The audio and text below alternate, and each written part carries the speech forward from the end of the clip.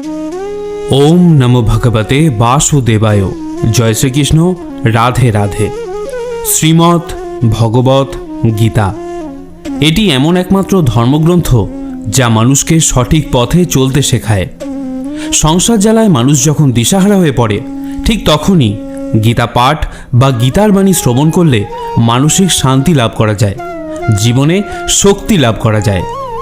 ভগবত গীতা হলো 18টি অধ্যায় এবং 700টি শ্লোকের একটি বিরাট সম্ভার, যা শুদ্ধ সংস্কৃত ও বাংলা ভাষায় লেখা, যা সবার পক্ষে প্রতিদিন পাঠ করা এবং বোঝা একটু কঠিন হয়ে পড়ে। আজ শ্রীমদ্ ভগবত গীতার বেশ কয়েকটি শ্লোক সাধারণ বাংলা ভাষায় আপনাদের সামনে আলোচনা করতে চলেছি, যা সকলের জীবনের প্রতিটি পদক্ষেপে কাজে লাগবে। আমি নিশ্চিত এই ভিডিওটি দেখার পর আপনারা অবশ্যই মানসিক শান্তি লাভ করবেন। প্রিয় ভক্তগণ, তাহলে আসুন এবার জেনে নিই শ্রীমদ্ ভগবত গীতার অতীব মূল্যবান কিছু কথা। ভগবান শ্রীকৃষ্ণ বলেন, যে ব্যক্তির মধ্যে জ্ঞানের অভাব এবং ঈশ্বরে বিশ্বাসের অভাব রয়েছে, সেই ব্যক্তি জীবনে কখনো সুখ ও সাফল্য লাভ করতে পারে না। কে কি করছে, কিভাবে করছে, কেন করছে, এসব থেকে যত দূরে থাকবে ততই তুমি সুখে থাকবে। একজন বিবেকবান মানুষ যখন সম্পর্ক টিকিয়ে রাখা বন্ধ করে দেয়, তখন বুঝবে তার আত্মসম্মানে নিশ্চয়ই কোথাও আঘাত লেগেছে। মোহ বা টান তার উপরই অনুভব করো যার ওপর তোমার অধিকার রয়েছে। যার ওপর তোমার অধিকার নেই তার ওপর মোহ বা টান অনুভব করাই উচিত নয়।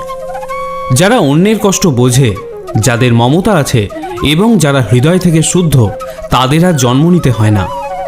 তোমার কর্মই তোমার আসল পরিচয়, না হলে এক নামের তো হাজারো মানুষ থাকতে পারে। যা হওয়ার থাকে তা হয়েই থাকে, আর যা হওয়ার নয় তা কখনোই হয় না। এই দৃঢ়তা যাদের মনে থাকে তারা কখনো দুশ্চিন্তা করে না। কর্ম এমন একটি ফসল যা একজন ব্যক্তিকে যে কোনো পরিস্থিতিতে কাটতেই হয়। তাই সর্বদা ভালো বীজ বপন করুন, যাতে ফসলটাও ভালোই হয়।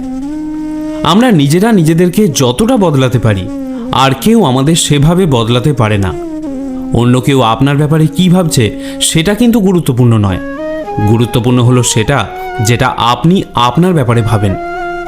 কারোর ব্যাপারে শুধুমাত্র অনুমান করেই তার ভুল ধরা উচিত নয়। আপনি হয়তো জানেনও না যে তার জীবনে কি প্রতিবন্ধকতা চলছে।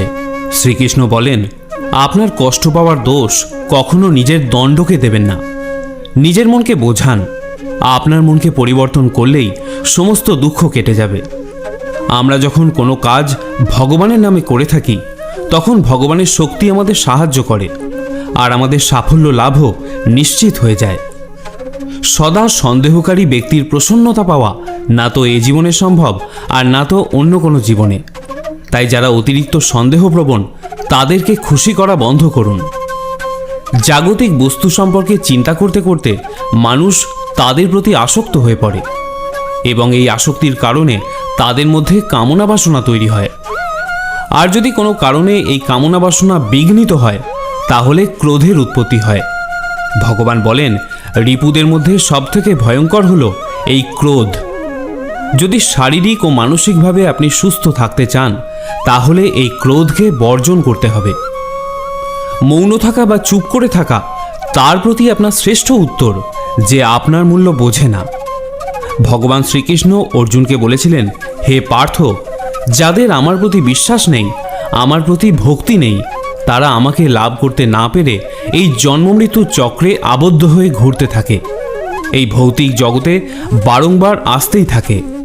হে অর্জুন, যারা আমার পরম ভক্ত, যারা সর্বদাই আমাকে স্মরণ করে, একক চিত্তে আমার উপাসনা করে, আমি তাদের প্রত্যেকের কল্যাণের দায়িত্ব গ্রহণ করে থাকি। যতটা সম্ভব চুপ করে থাকাই শ্রেয়, কারণ অতিরিক্ত কথা মানুষকে বেশি করে অপরাধ করতে বাধ্য করায়। হাজারটা ভালো কাজ করার পরেও যদি তুমি একটা খারাপ কাজ করো, তাহলে লোকে শুধু তোমার খারাপ কাজটাই দেখবে। তাই লোকে কি ভাবছে তাতে কর্ণপাত করো না। নিজের কর্ম নিজে করে যাও। তুমি আজ যে কর্ম করছো তার ফল তুমি অবশ্যই পাবে। আর আজ তোমার কাছে যা কিছুই থাকুক, সেটা তোমার অতীতের কৃতকর্মের ফল। ভগবান বলেন, তোমার অতীতকে পরিবর্তন করার ক্ষমতা তো আমার নেই, কিন্তু তুমি যদি চাও, তাহলে তোমার বর্তমান কর্মের দ্বারা আমি তোমার ভবিষ্যৎকে অবশ্যই পরিবর্তন করতে পারি। হে পার্থ, আমি কারোর ভাগ্য তৈরি করি না, সবাই তাদের ভাগ্য নিজেরাই তৈরি করে থাকে। ভালো কর্ম সেটা নয় যার ফলাফল সবসময় ভালো হয়। ভালো কর্ম তো হলো সেটা যার উদ্দেশ্য কখনো খারাপ হয় না, আর ভালো উদ্দেশ্য নিয়ে করা কাজ কখনো বৃথাও যায় না। কোনো একটি কাজ করার আগে আমাদের অবশ্যই চিন্তা করা উচিত, কিন্তু এতটাও চিন্তা করা উচিত নয় যাতে কাজটাই খারাপ হয়ে যায়, কারণ প্রয়োজনের থেকে বেশি চিন্তায় দুশ্চিন্তায় পরিণত হয়। আমরা যখন কোনো কাজ ভগবানের নামে করে থাকি তখন ভগবানের শক্তি আমাদের সাহায্য করে। আপনার পরিস্থিতি পরমাত্মাকে সঁপে দিন, কারণ যতটা পরিশ্রম আপনি সারা জীবনে করে উঠতে পারবেন, পরমাত্মা চাইলে তা এক মুহূর্তে করে দিতে পারেন। যে মানুষকে ভগবান পছন্দ করেন, যাকে তিনি নিজের একজন বিশেষ বলে মনে করেন, তাকে তিনি বারবার ব্যর্থ করেন। তার জীবনে সব সময় নানা রকমের বাধা দিয়ে থাকেন। যদি আপনি বারবার হেরে যান, তাহলে এটা একটা সংকেত যে ভগবান আপনাকে আরও আগে এগিয়ে নিয়ে যেতে চান। পৃথিবীতে এরকম অনেক মানুষ আছেন যাদের আপনি যতই সম্মান দিন বা ভালোবাসুন, বিনিময়ে সে আপনাকে আঘাতই দেবে, কারণ আপনি লোকের স্বভাব কখনোই বদলাতে পারবেন না। কিছু নতুন শেখার জন্য এটা স্বীকার করে নেওয়াই ভালো যে প্রতিটা ব্যক্তি কিছু না কিছু ব্যাপারে আমাদের থেকে এগিয়ে।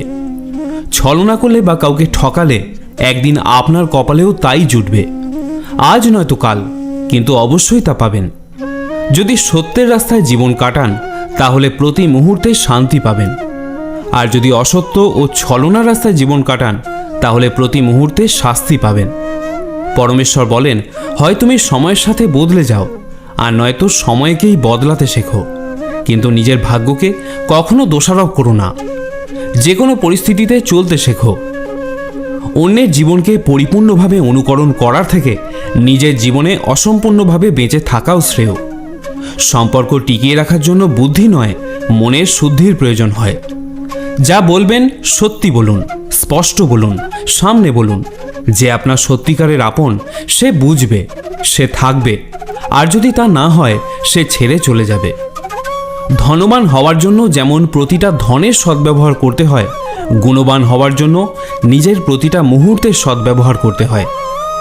জীবনের আরেকটা গভীর অর্থ এটাও যে আপনি যেরকম ভেবেছেন জীবন সেরকম নাও হতে পারে।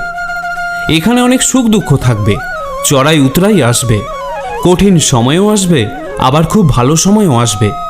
কিন্তু এই সবের মধ্যে সব জিনিসকে সময় ও পরিস্থিতির বিচারে স্বীকার করে নেওয়াই বুদ্ধিমানের কাজ। সেজন্য জীবনকে সঠিকভাবে বোঝার জন্য আমাদের স্বীকার করে নেওয়ার ক্ষমতাকেও বাড়াতে হবে। ভগবান শ্রীকৃষ্ণ বলেন, তোমার কেবল তোমার কর্মের উপর অধিকার আছে, কিন্তু কর্মফলের অধিকারী তুমি কখনোই নও।